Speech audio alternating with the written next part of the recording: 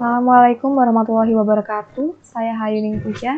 Di sini saya akan memaparkan sebuah jurnal dari Ursula First Department of Education, University of York, from York, United Kingdom, dengan judul Changing Language Mindset About Modern Language melalui School Intervention atau intervensi sekolah.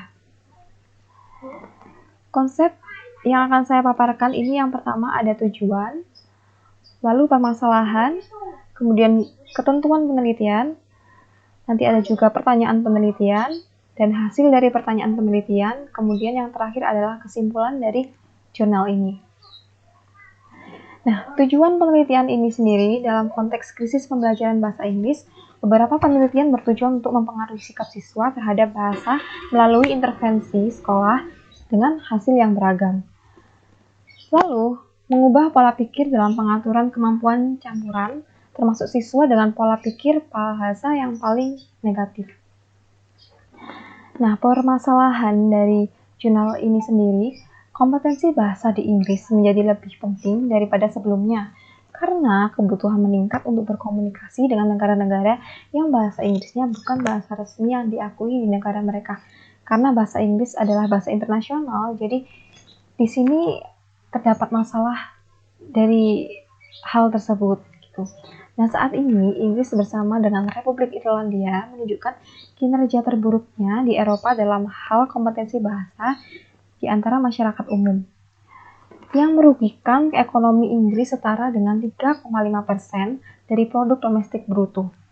Dengan persetujuan bersama dalam aspek pengajaran dan pembelajaran bahasa, misalnya kebijakan kurikulum maupun ketersediaan guru, Inggris berada di bawah pencapaian.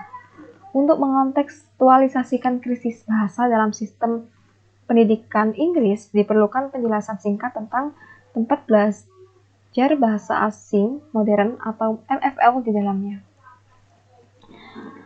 Selanjutnya, seperti semua kebijakan pendidikan MFL diserahkan ke 4 negara, yaitu Inggris, Skotlandia, Wales, dan Irlandia Utara.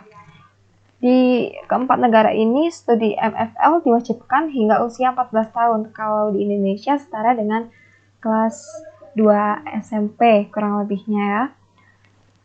Siswa di Inggris dan Wales mengikuti ujian beresiko tinggi, sertifikat umum pendidikan menengah atau GCSE.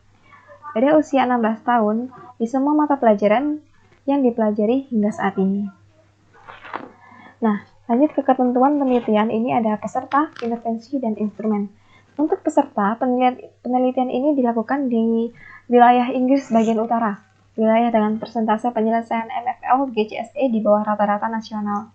Penelitian utama menghubungi sekolah daerah untuk mengidentifikasikan sekolah yang bertujuan meningkatkan serapan MFL.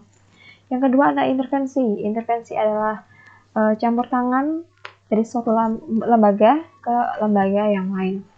Tujuannya ini secara positif saja mempengaruhi motivasi, keefektifan diri, dan keyakinan pembelajar bahasa negatif, termasuk siswa yang enggan melanjutkan MFL atau ragu-ragu untuk melakukannya. Kemudian instrumen. Efek intervensi ini dinilai melalui prakuesioner atau pengumpulan data dengan mengajukan sejumlah pertanyaan gitu ya. Dan kuesioner pasca sekitar 2 minggu setelah selesai. Tapi kuesioner ini tertunda karena sekolah segera ditutup setelah diterima karena krisis pandemi COVID-19 ini.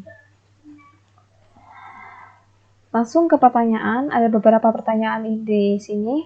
Yang pertama ada pertanyaan ke-1, bagaimana self-assessment pola pikir bahasa anak laki-laki dan perempuan berbeda sebelum dan sesudah intervensi.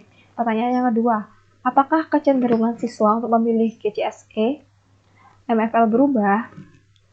Pertanyaan 2A, apakah ini berbeda antara laki-laki sama perempuan? Ini berkaitan dengan pertanyaan yang kedua. Ya, lalu pertanyaan yang ketiga, yang berkaitan juga ke pertanyaan selanjutnya, yaitu 3A. Ini argumen apa yang mendukung dan menentang studi MFL yang dikutip siswa sebelum dan setelah intervensi.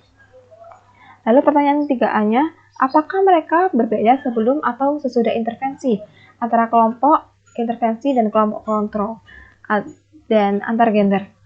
Pertanyaan selanjutnya, pertanyaan keempat, elemen intervensi apa yang paling diingat atau disukai siswa dan bagaimana mereka dapat berkontribusi pada pola pikir yang diamati. Langsung ke jawaban. Hasil jawaban nomor 1, dalam pembelajaran bahasa menghilang dalam kelompok intervensi. Meskipun secara keseluruhan anak perempuan terus mengungguli laki-laki.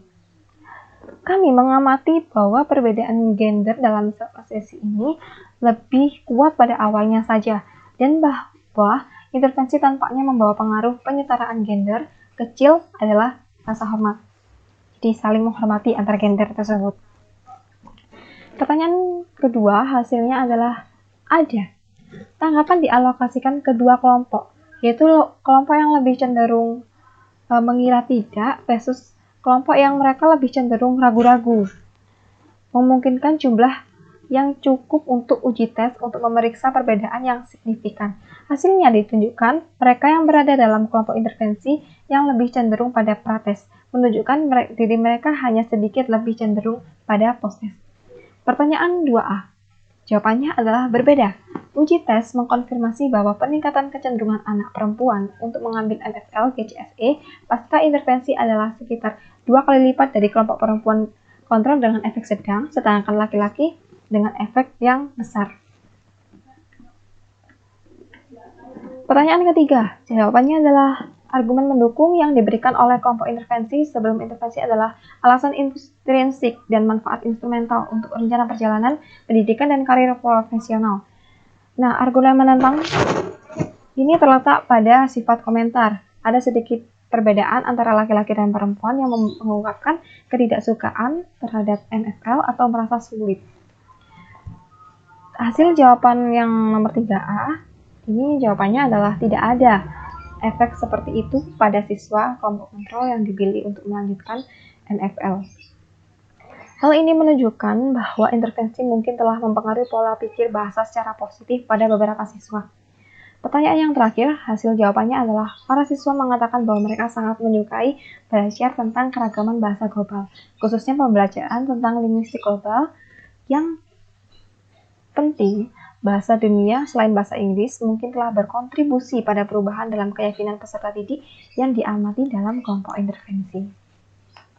Nah, kesimpulan dari sebuah jurnal ini sangat luas, namun disimpulkan bahwa setiap upaya untuk mengubah pola pikir bahasa negatif siswa dapat digambarkan sebagai upaya yang ambisius, terutama di Inggris, di mana pola pikir monolingual menonjol.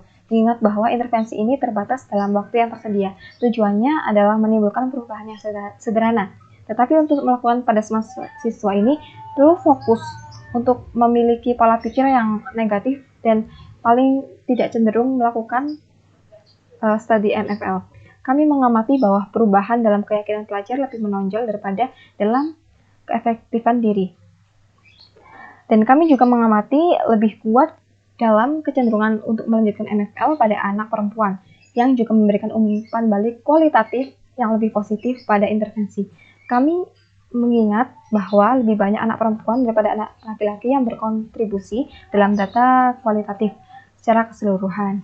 Salah satu rekomendasi untuk meningkatkan intervensi mungkin menawarkan kepada mentor baik pelatihan yang lebih intensif dan untuk menyediakan lebih banyak waktu tersedia untuk sesi mentoring. Sekian dari sebuah jurnal yang saya paparkan, kurang lebihnya mohon maaf. Terima kasih. Wassalamualaikum warahmatullahi wabarakatuh.